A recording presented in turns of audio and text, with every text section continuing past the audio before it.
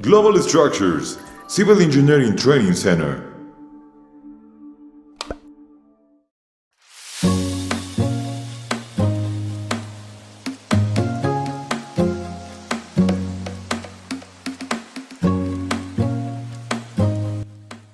Muy bien, bienvenido a una nueva entrega del curso de bielas y tirantes. En esta clase nosotros, pues, lo que tenemos que apreciar y lo que tenemos que entender, ¿verdad? Es la resistencia de los tensores, pero antes de llegar a ello, ¿verdad?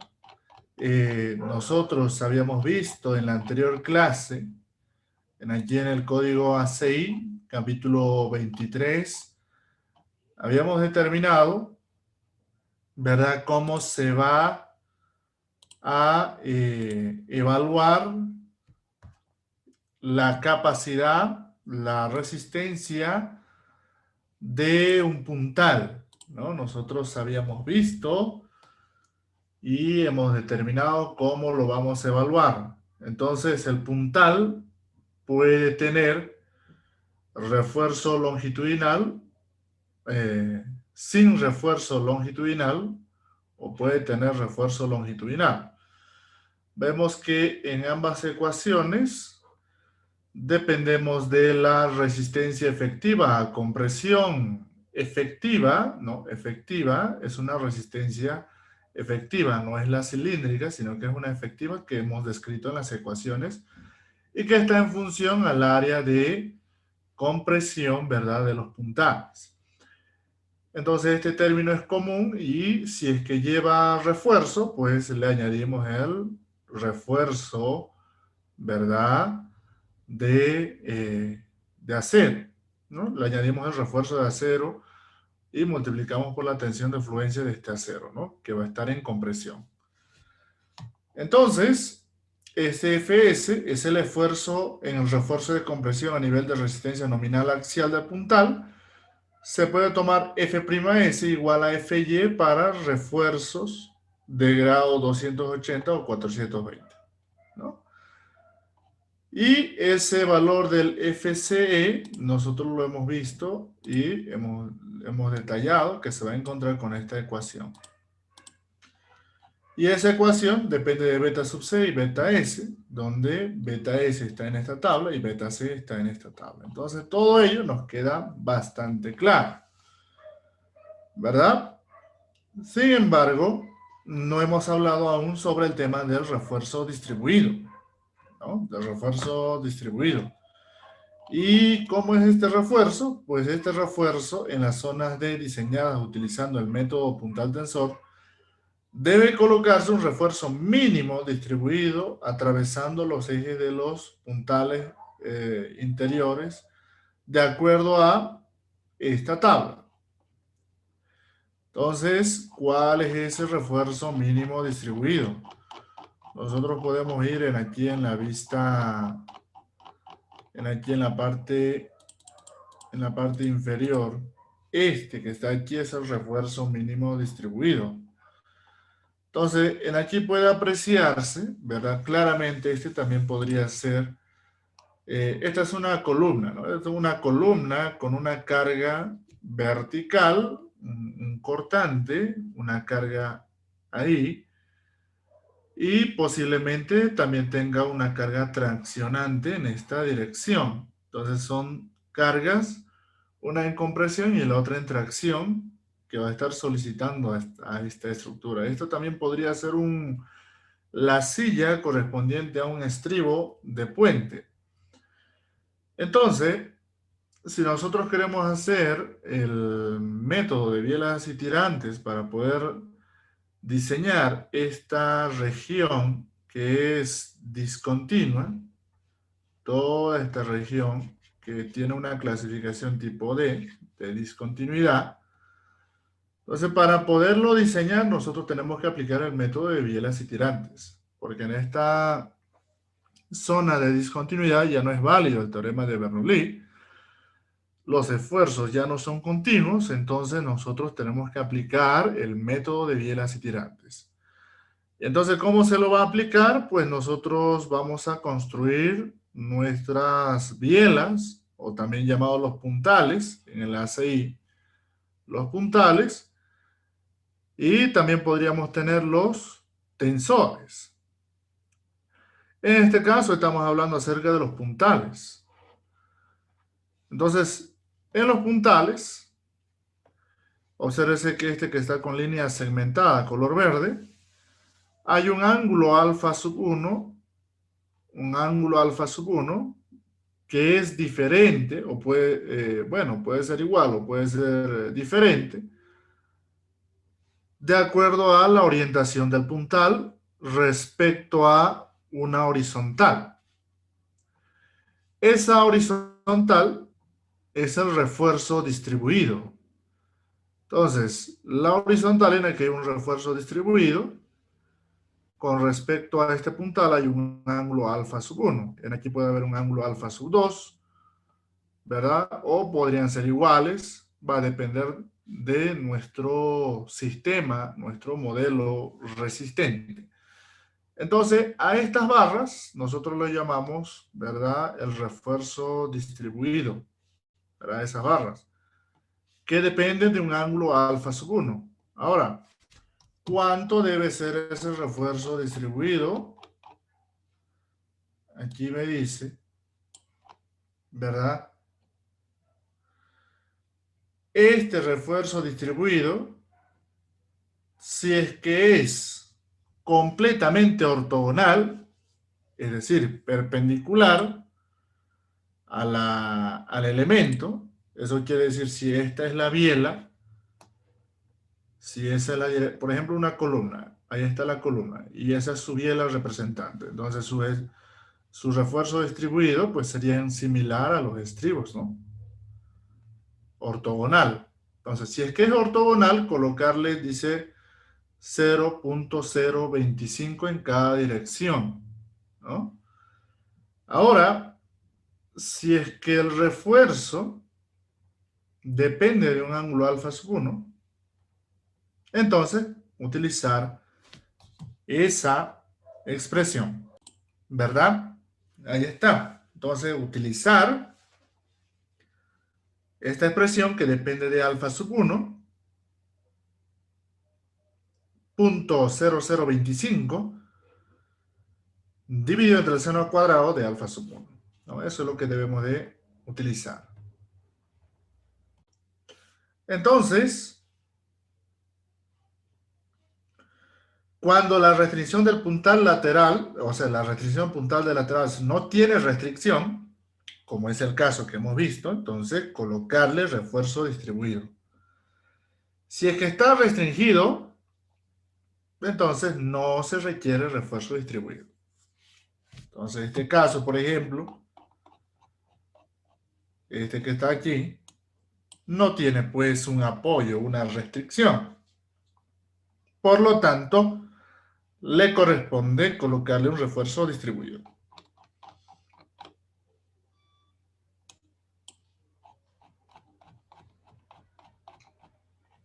Muy bien. El refuerzo distribuido requerido por 2351 debe cumplirse con A y B, ¿no? El espaciamiento de este refuerzo no debe de exceder los 300 milímetros. El ángulo alfa sub 1 no debe ser menor que 40 grados, ¿no? No debe ser menor de 40 grados. Ese ángulo alfa sub 1 no deberá ser menor que 40 grados y no se permite pues espaciamiento mayor a los 300 milímetros. Los puntales se consideran restringidos lateralmente si están restringidos perpendicularmente al plano del modelo puntal tensor de acuerdo con A, B o C. La región de discontinuidad es continua perpendicularmente en el plano del modelo puntal tensor. El concreto que restringe el puntal se extiende más allá de la carga del puntal a cada lado a una distancia no menor que la mitad del ancho del puntal, y el puntal está en un nodo que está restringido de acuerdo con 15.2.5 o 15.2.6. Entonces, En estructuras como esta, pues obviamente no va a tener restricción. Sin embargo, si es que hablaríamos, por ejemplo, por el caso de un encepado de puente, y estamos analizando el encepado, pues esta va a tener una especie de restricción a la llegada eh, de las columnas, de los pilotes de la parte inferior del encepado, ¿no? Corrijo esa parte. Entonces, si es que estamos analizando un encepado, precisamente un encepado, por ejemplo, ese es el encepado, y entonces aquí abajo en la parte inferior vamos a tener unos pilotes ahí. Entonces seguramente si es que nosotros planteamos el modelo y estamos preocupados en diseñar, por ejemplo, el eh, preocupados en diseñar el encepado, entonces, ¿verdad? Vamos a tener un sistema resistente como ese. Y para encontrar nosotros, ¿verdad? Las fuerzas internas dentro de estos elementos, pues vamos a hacer una restricción aquí, aquí. Esa restricción nos va a permitir encontrar estos señores. Esto va a estar en compresión, esto va a estar en tracción, esto va a estar en compresión y este va a estar en compresión. Entonces nos va a permitir encontrar cuánto vale. Aquí por supuesto va a haber una fuerza. Aquí va a haber una fuerza, aquí va a haber otra fuerza. ¿Verdad? ¿De dónde viene esa fuerza? Pues esa fuerza es de la división de una carga axial muy grande dentro del fuste. Entonces en aquí habrá pues una carga, si este es P, entonces este será P medios y este será P medios. Entonces, pues le vamos a colocar unas restricciones y esas restricciones nos van a ayudar a encontrar cuánto de fuerza tiene este tensor y estas bielas o los puntales, también llamados puntal, pues vamos a poder encontrar sus fuerzas. En la parte inferior nosotros lo que tenemos son unos pilotes.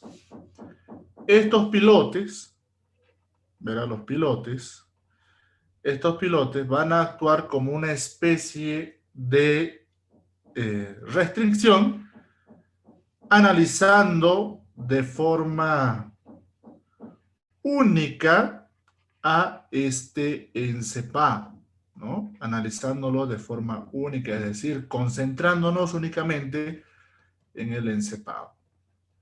Entonces, si es que nos estamos concentrando únicamente en el encepado, aquí va a haber una especie de restricción, entonces ahí es cuando se refiere la norma. Si es que va a haber restricción, entonces no colocar refuerzo distribuido, ¿no? Sin embargo, en los casos como este, pues sí se requiere el refuerzo distribuido porque aquí no hay ninguna restricción. ¿Verdad? Muy bien. Entonces, detallado de refuerzo de puntal, el refuerzo a compresión debe colocarse dentro del puntal paralelo al eje del este, al eje de este, y debe estar rodeado por estribos cerrados que cumplan con 2363, ¿verdad? O por espirales de acuerdo con 2364. Entonces también debe colocarse un refuerzo paralelo al eje del puntal, ¿verdad? Debe estar rodeado por estribos. Entonces es pues importante colocarle este refuerzo. Entonces nosotros podemos ver, por ejemplo, el apartado 2341.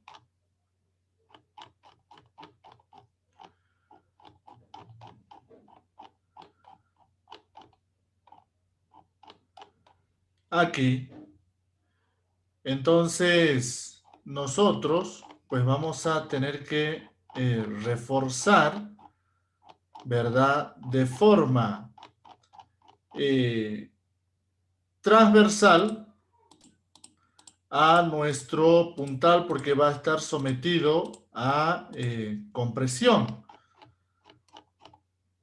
¿verdad? Para ello también nosotros debemos de evaluar, ¿no? Debemos de evaluar la capacidad por compresión que tiene nuestro puntal, ¿no? Y eso va a estar en función al ancho, ¿verdad? Del puntal, que está en función a WS.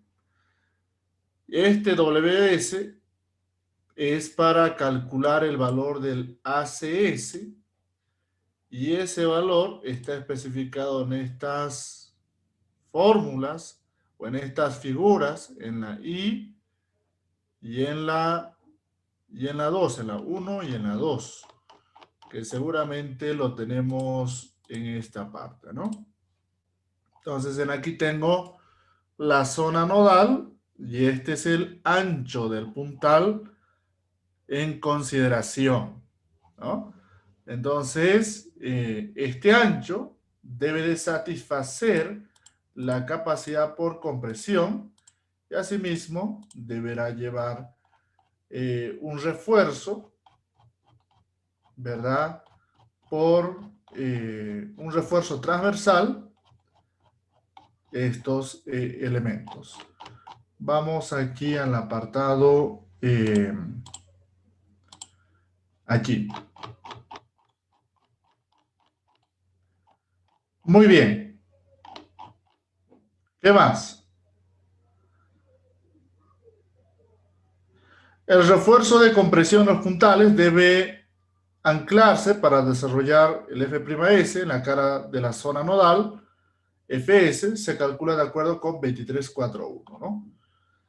Los estribos cerrados que encierran al refuerzo a compresión de los puntales debe de cumplir con los requisitos detallados en 2572 y con los requisitos de esta sección. El espaciamiento de los estribos cerrados S a lo largo del puntal no debe de exceder la menor de A hasta C.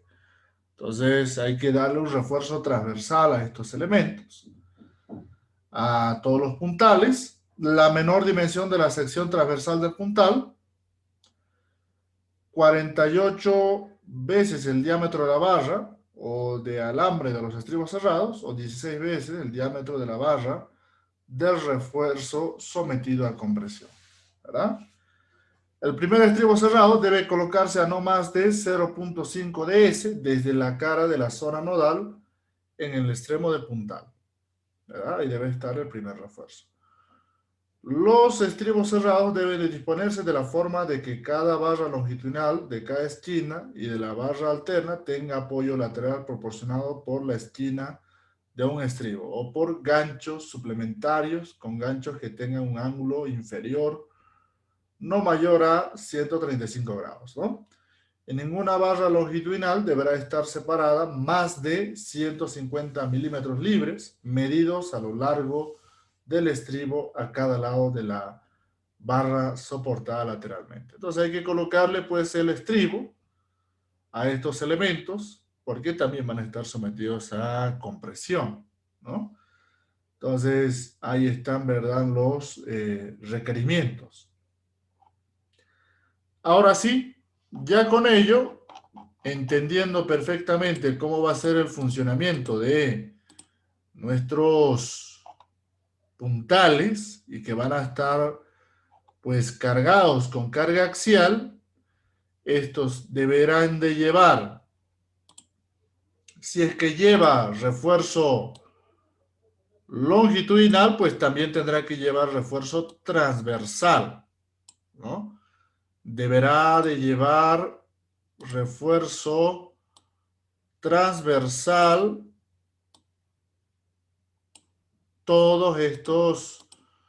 eh, todos estos elementos deberán de llevar, ¿verdad?, refuerzo transversal a una distancia S que no sobrepase, ¿verdad?, las distancias que hemos leído aquí en estos apartados, ¿no?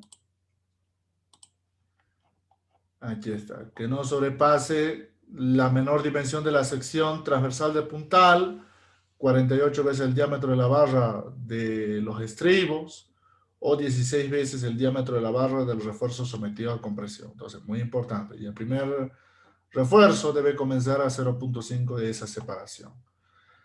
Bueno, veamos ahora qué es lo que hay en el tema de los tensores, porque los tensores también pues tienen que ser reforzados, ¿no? Porque son los únicos elementos que van a estar absorbiendo la tracción de nuestros elementos. Entonces, por ejemplo, si es que yo tengo aquí, por ejemplo, un encepado o una columna, le pongamos una columna, y le pongamos aquí una zapata,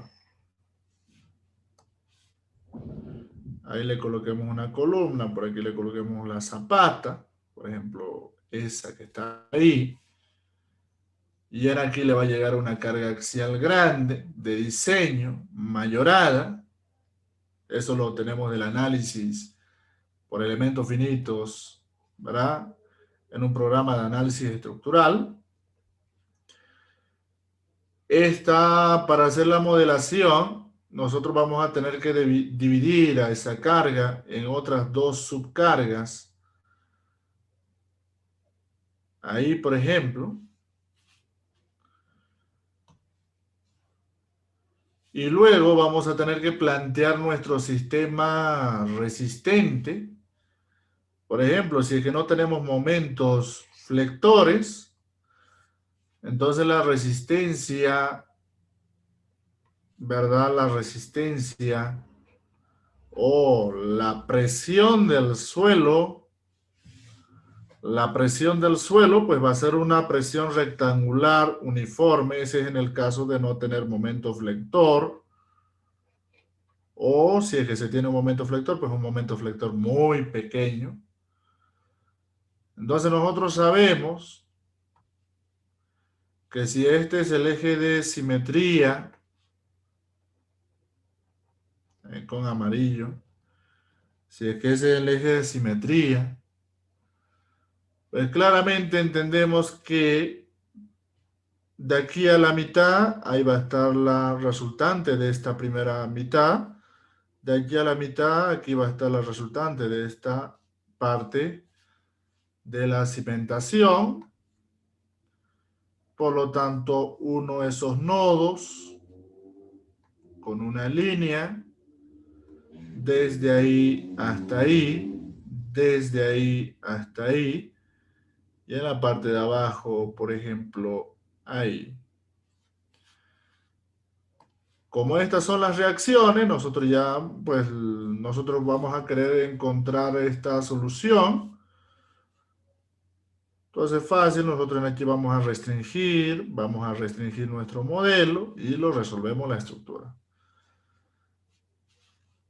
Puede resolverlo esto con SAP 2000 de forma manual o como se guste. Solamente hay que cumplir unos requisitos del análisis estructural, hay que saberlos establecer para poderlos resolver, ¿no? Si es que es un sistema espacial, entonces ya es un poco más complicado resolverlo a mano, entonces pues hay que saberlo resolver en un software. Entonces, esos elementos pues van a estar a compresión, claramente de ahí lo vemos. Nuestra zapata pues va a tener un momento flector debido a esta reacción del suelo, pues lo que la zapata va a tratar de hacerse es deformarse hacia arriba. Por ejemplo, esa deformada que vemos ahí. Entonces, si es que esa va a ser la deformada de nuestra zapata, quiere decir de que hay un momento que está haciendo de que se doble la zapata en esa dirección. Por lo tanto, este de aquí va a estar traccionando. Ese tensor va a estar traccionado.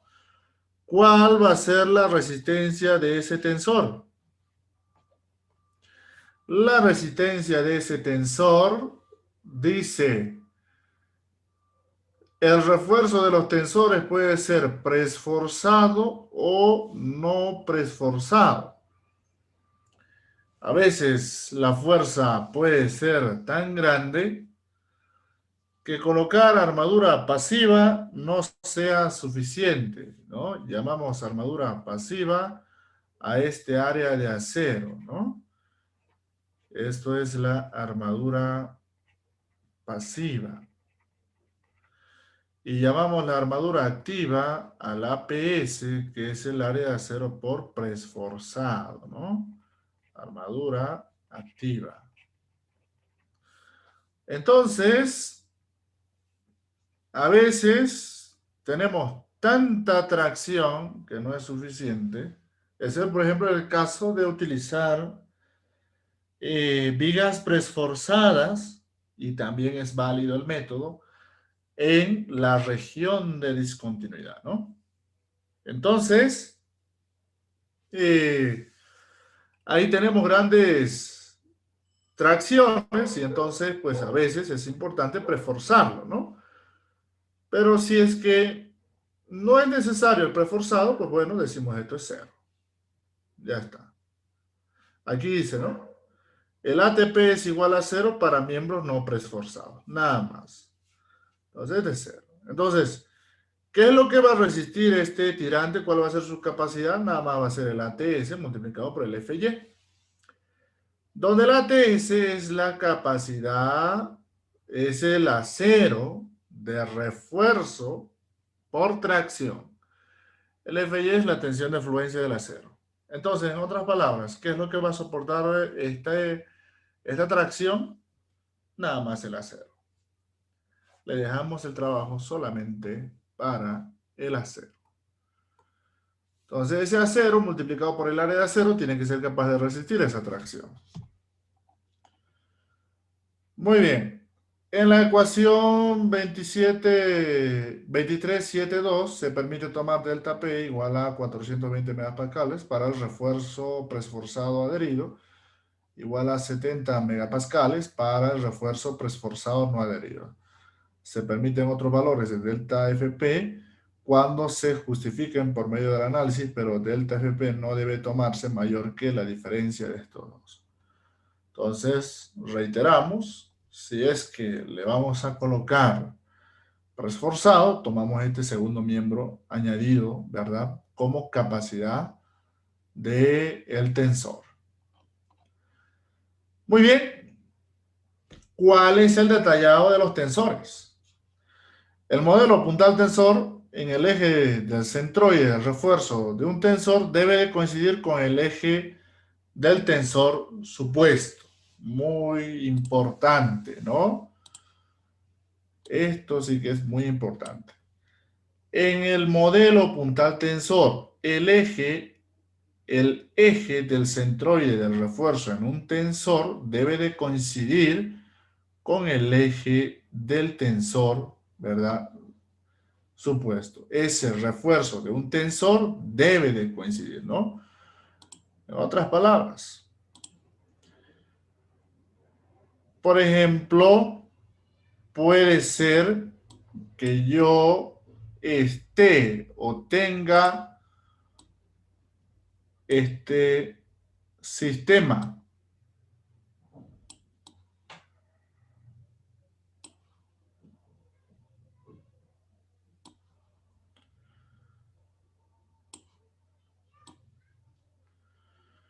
Por ejemplo, puede ser que yo tenga ese sistema. Más fácil, aquí arriba tenemos una gráfica incluso de ese comportamiento. Aquí está. Muy bien. Más fácil, aquí también lo he incluido como comentario. Aquí está el tensor y esta es la biela o el puntal con presión.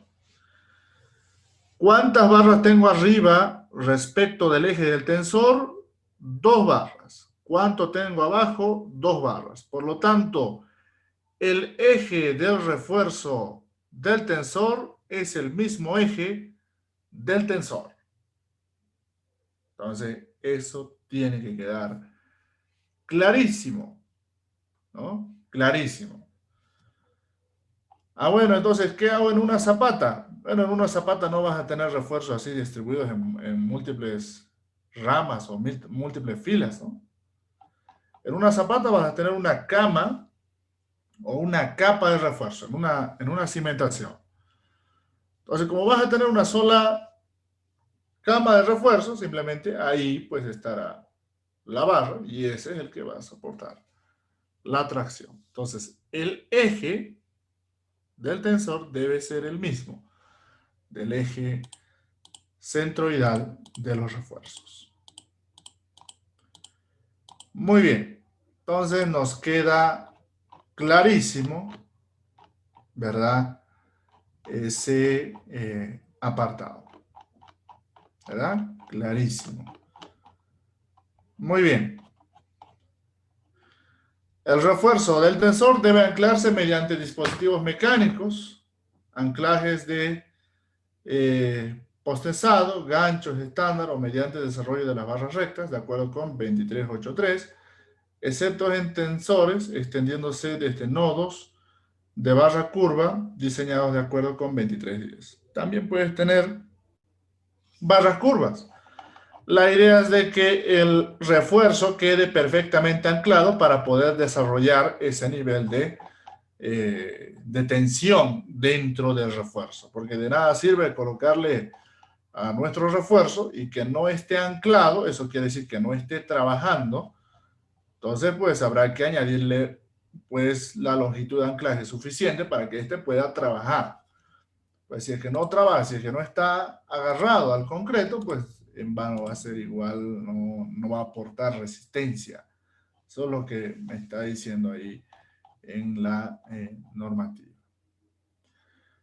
La fuerza del tensor debe desarrollarse en cada dirección en el punto donde el centroide del refuerzo del tensor sale de la zona nodal extendida, ¿no?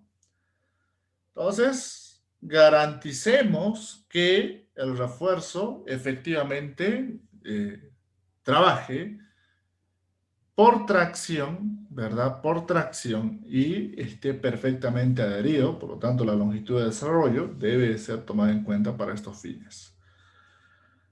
Resistencia de las zonas nodales. La resistencia nominal a la compresión en una zona nodal, FNN, debe calcularse por medio de, esta es la ecuación, la resistencia de una zona nodal, donde el valor del FC se encuentra definido, ya lo hemos visto, este que está aquí, pero ahora, ojo, ¿no? Ahora depende de un beta sub C y un beta sub N. Muy importante, ¿no? De un beta sub N y un beta sub C especial para el nodo. Este beta sub N es para zonas nodales, ¿no? El que hemos visto arriba es similar, pero es para los puntales. Este es para zonas nodales. Entonces, el valor de beta sub n está dado en 2392 y beta sub c de acuerdo a 2343, que ya lo habíamos visto, ¿no? Anteriormente. Este beta sub n, en zonas nodales limitadas por puntales, áreas de apoyo o ambas, 1. Zonas nodales que anclan un tensor 0,80. Zonas nodales que anclan 2 o más tensores 0,60. Ah, pero ¿por qué o cómo? Pues aquí arriba también tenemos un gráfico. Un gráfico que nos ayuda a entender. Imagínense de que este nodo, bueno, en este caso todos están en compresión, ¿no? Pero ahora imagínense el caso contrario. Caso que todas estén en tracción. Este nodo esté traccionado, es decir, una fuerza hacia arriba, aquí una fuerza hacia abajo, y aquí una fuerza hacia allá. Todas están traccionando al nodo, ¿no? O bueno, si quiere, colóquele una fuerza de compresión, ahí está. Y dos que están traccionando. Este nodo está sufriendo un desgarramiento debido a estas fuerzas traccionantes. Es decir, está sufriendo aquí tracción. Por lo tanto, la capacidad axial de un nodo de esta manera es mucho menor que cuando está completamente comprimida. Claro ejemplo, tengo yo en aquí un cilindro de concreto, le tengo una carga axial y mido su capacidad por compresión. Tengo la misma probeta, el mismo cilindro, le añado la misma fuerza, pero esta vez le coloco tracción y mido su resistencia por compresión. A este le llamo resistencia por compresión 2, resistencia por compresión 1. Claramente la resistencia por compresión 1 va a ser mucho mayor a la resistencia por compresión 2 debido a esta tracción que le estoy incluyendo ahí en el cilindro. Entonces, lo mismo le sucede a los nodos. Mientras más traccionados estén, menos capacidad por carga axial van a tener esos nodos. Entonces la norma me dice, mira, estamos considerando todos esos casos. Y nos dicen, ¿verdad? Aquí, en esta parte, zonas nodales limitadas por puntales, áreas de apoyo, todas con puntales 1. Zonas nodales que se anclan un tensor, que tengan un tensor 0,80. Que tengan más de 2 tensores, 0,60. 2 o más tensores, 0,60. Entonces, miren que su capacidad se va a reducir al 60% si es que tienen más tensores que 2. Entonces, por ello es muy importante, ¿verdad?, tomar en cuenta esa tabla. Entonces, ya con eso, encontramos este valor y tenemos el ANZ, y ese ANZ, pues es nada más, por ejemplo, aquí. Obsérvese esta figura, la figura 2326. Esta es la zona nodal, la que está de color gris. Esa es la zona nodal. Entonces, esa zona nodal, aquí hay una compresión debido a esa biela o a ese puntal. Aquí también hay compresión. Seguramente vamos a tener una reacción o puede ser de que ahí esté una columna. Bueno, la idea es que ahí hay una compresión. Y aquí hay una tracción. Este es, por ejemplo, el claro ejemplo de un puente arco de tablero inferior.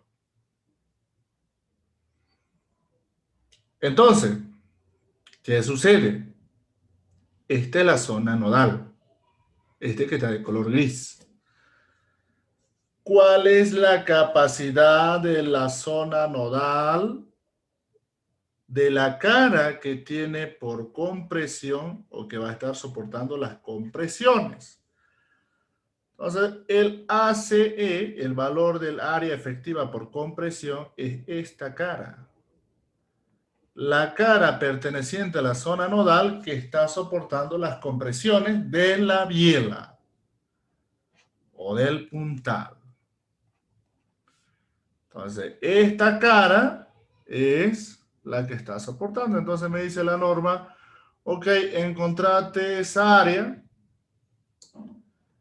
y con esa área multiplicado por este valor que lo acabas de encontrar, por el FCE, y con esa área ANZ, tienes la capacidad del nodo. Ya hemos encontrado el FCE, el ANZ también lo podemos encontrar por geometría, y ya está. Ya tienes la capacidad de esa zona nodal.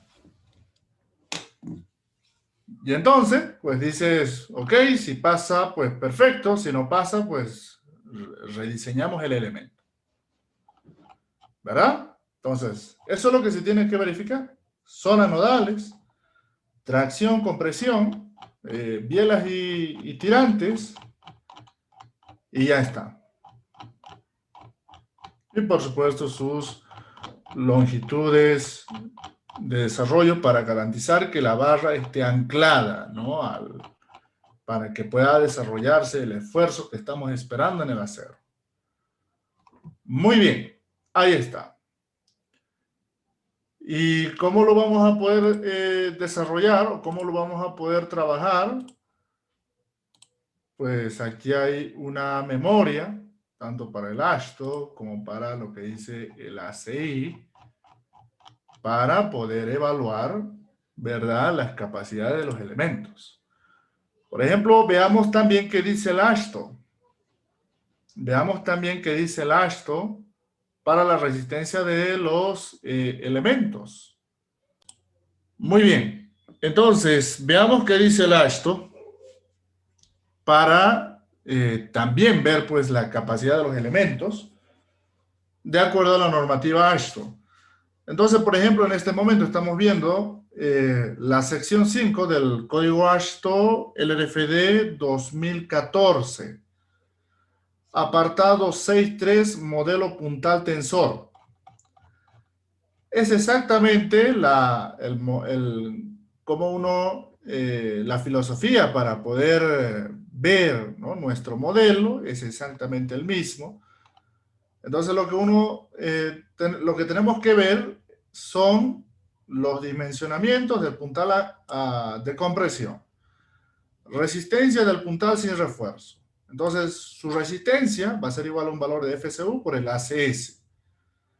El ACS es el área transversal efectiva del puntal especificada en el artículo 56332, que es este que está aquí, ¿verdad? Y el FCU es el límite de refuerzo a compresión especificado en el artículo 56333. Entonces aquí están. Revisemos.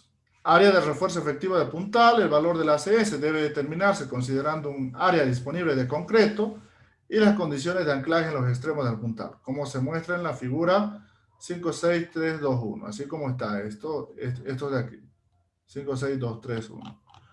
¿Qué más dice?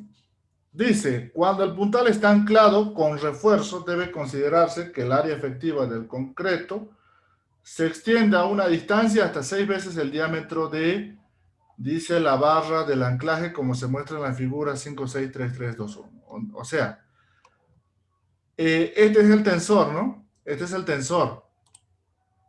Ese es el tensor. Este de aquí es el tensor y ese tensor pues tiene un refuerzo longitudinal. Este es el diámetro de la barra. Entonces dice, mira, este puntal puede extenderse, ¿verdad?, hasta una distancia, dice, de, aquí está, 6 veces el diámetro de la barra, ¿no? Puede extenderse, dice, hasta 6 veces el diámetro de la barra. Por lo tanto, con ese valor sacamos de aquí y tenemos el IA multiplicado por el seno de θ S, que es el ángulo, ¿verdad?, a la cara del puntal. Y aquí lo tengo, ¿verdad?, en vista XX, un corte. Bueno, ese sí es que tienes un refuerzo por biela, una biela anclada por armadura. Una biela anclada por apoyo y armadura, en el caso de que tenga apoyo, pues tomas en cuenta de esta manera, ¿no? Tomas en cuenta el I sub B, que es el apoyo, la armadura, toda la altura, ¿verdad?, de la armadura.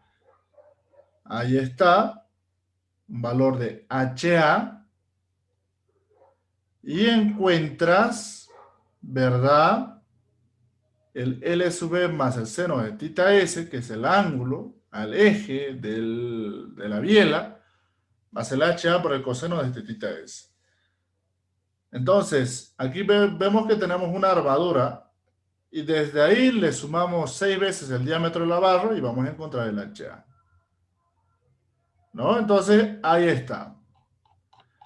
Ahora, este valor del esfuerzo límite del puntal está dado con esta ecuación. Me dice que es igual a la resistencia efectiva por compresión del concreto, 0.8 más 170 del valor de una deformación longitudinal, que tiene que ser menor, me dice, que el 0.85 del FC. O sea, en ninguno de los casos la resistencia efectiva por compresión en las bielas deberá ser mayor que 0.85 de la resistencia cilíndrica. Muy bien. Este valor de E sub 1 o E sub L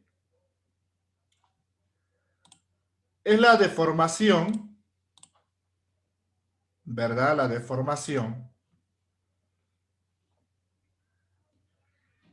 que va a ser la suma de la deformación unitaria a tracción del concreto en la dirección del tensor más 0.002 por la cotangente del alfa sub S,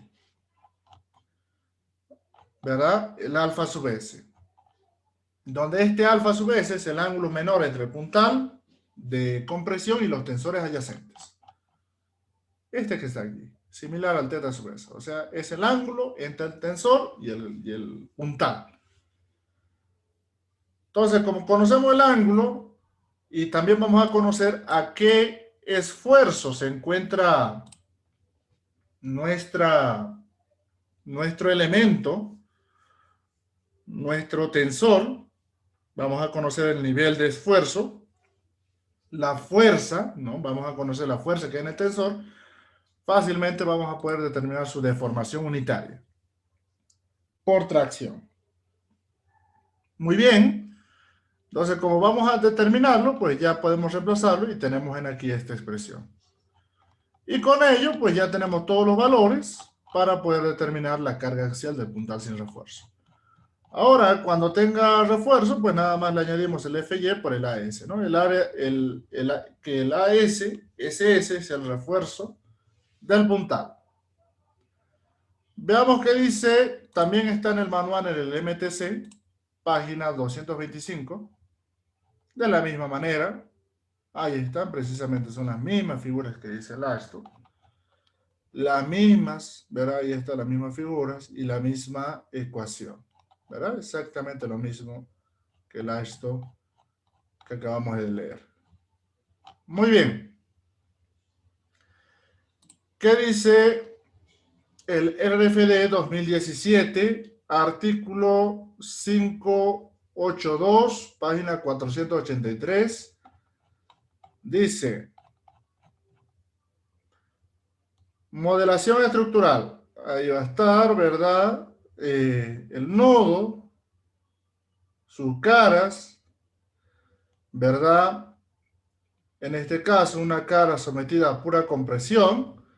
Y en aquí, o sea, las tres caras sometidas a compresión. En aquí hay un apoyo, la cara en el apoyo. En aquí hay una compresión, en aquí hay otra compresión.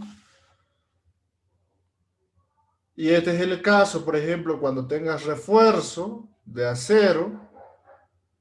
Entonces una compresión, dos compresiones, y en aquí una tracción. Y este es el caso cuando tienes tracción, tracción y una compresión, ¿no? Entonces te dice, mira, aquí tienes un valor de HA. Aquí tienes todo esto donde se va a apoyar la estructura es I sub B. Por lo tanto, en función de HA y I sub B, puedes determinar este ancho del puntal. Lo mismo para aquí. En aquí tienes una longitud efectiva del nodo. Aquí tienes entonces multiplicado por este seno de este ángulo y tienes la dimensión para el puntal, el ancho del puntal. Entonces fácilmente nosotros vamos a poder determinar cuál es el espesor de la biela o del puntal. Fácilmente lo vamos a poder determinar. Esos valores nos sirve para poder determinar cuál es, ¿verdad? El ancho. Bueno, en cuanto a sus resistencias, pues aquí está, ¿verdad? La resistencia para los, ¿verdad? Tensores. Ahí está. Y la resistencia de los nodos. En este caso, el código dice de que, pues, si es que es el nodo, entonces vamos a verificar el nodo, y por lo tanto, si verifica el nodo, pues verifica también el elemento, ¿no? Entonces, ahí están también sus ecuaciones para poder verificar el nodo, si es que es una carga sometida a toda compresión, o es que alguna tiene tracción, o si es que tiene doble tracción, ahí están los respectivos factores de nodo, ¿no? Entonces, igual, tenemos en aquí la norma, que por supuesto en su última actualización está dispuesto de esta manera. El manual de puentes es exactamente que el ASHTO 14. Y ahí está. Diferencias, pues, en sus valores de minoración. Las diferencias son en sus valores de minoración. Por ejemplo, si nosotros vamos al apartado 21.2, apartado 21.2.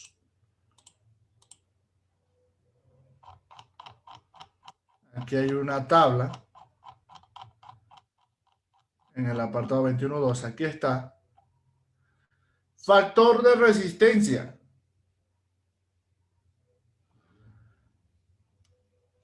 Aquí dice puntales, tensores, zonas nodales y áreas de apoyo diseñadas con el método puntal tensor del capítulo 23, aplicar 0,75 a todos. 0,75 a todos. Veamos qué dice el ASHTO. Veamos qué dice el ASHTO para esta parte. ¿Verdad? Veamos qué dice el ASHTO para esta parte. Entonces aquí está. Aquí está. El ASHTO dice, para compresión en modelos de puntal tensor, 0,70. Dice. Para compresión en zonas de anclaje, aquí está 0,70, dice, ¿verdad? 0,70. Vamos a leer también 0,70, ¿no? Ahí está, 0,70. Vamos a ver también aquí en el ASHTO, LRFD 2017, que es la actual, ¿no? La más reciente. Aquí está, página 381, código ASHTO 2017, dice, para tensión, ¿verdad? En el modelo puntal tensor, cuando es refuerzo de concreto, aplicarle, dice, Fi 0,90. Cuando sea preesforzado, concreto preesforzado, aplicarle 1. Además dice,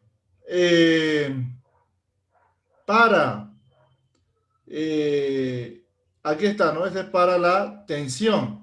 Para la compresión, dice, aplicarle 0,70. 0,70. Para la compresión, aplicarle 0,70. Y para tracción, 0,90 y 1 si es que es preforzado. ¿Verdad? Entonces nos queda muy claro de que, bueno, en el ACI es constante, es 0,75 para todos. En cambio en el ASHTO es 0,70, 0,90 o es 1, ¿no? Entonces Si es que estamos diseñando, por supuesto, con el ASHTO, también tenemos que tomar en cuenta sus factores de carga, ¿no? Sus factores de carga. Sus factores de mayoración de carga que también son diferentes a las del código ACI. No podemos hacer una mezcla. O utilizamos ACI o utilizamos el ASHTO. Pero no podemos hacer una mezcla de ambas normas. Entonces, si es que estamos diseñando con ACI, pues utilizamos sus factores de carga propios del ACI, ¿verdad? Para dimensionar nuestra estructura. Entonces, si es que estamos haciendo una estructura de edificio, pues tranquilamente podemos utilizar el ACI. Estamos haciendo una estructura que pertenece a un puente, pues aplicamos la norma de puentes, ¿no? Ahí está con sus correspondientes factores, tanto de carga como factores de reducción de resistencia. Muy bien. Excelente, excelente. Y entonces estamos listos, ¿verdad? Para empezar a trabajar, ¿verdad? Con ejemplos. En la siguiente clase, pues estaremos analizando, ¿verdad? Nuestro primer ejemplo para poder entender este método de diseño por bielas iterantes. Muy bien, nos vemos en la siguiente clase. Hasta la próxima.